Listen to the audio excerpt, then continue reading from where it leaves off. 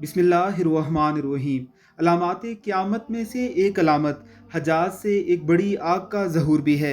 अल्लाह के रसूल सल्लल्लाहु अलैहि वसल्लम ने जिन अलामात क़यामत की खबर दी है उनमें से एक ये भी है कि अर्ज़ हजाज में मदीना तैयबा के करीब एक ज़बरदस्त आग ज़ाहिर होगी। बाज़ उलमा व मौरख़ीन ने वसूक से लिखा है कि यह आग 654 हिजरी में ज़ाहिर हो चुकी है।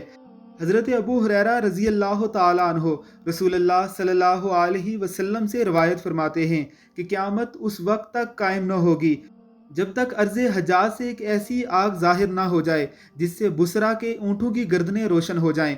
अल्लामा हाफ़िज़ इब्ने कसीर इस वाक़े के बारे में लिखते हैं कि अर्ज़ हजाज से वो अजीम आग ज़ाहिर हो चुकी है जिससे बुसरा यानी मुल्क शाम के शहर होरान के ऊँटों की गर्दनें रोशन हो गई थी। कहा जाता है कि यह आग 3 माह तक मौजूद रही और यह आग इस कदर शदीद थी कि मदीने की खवातीन उसकी रोशनी में सूत काता करती थी।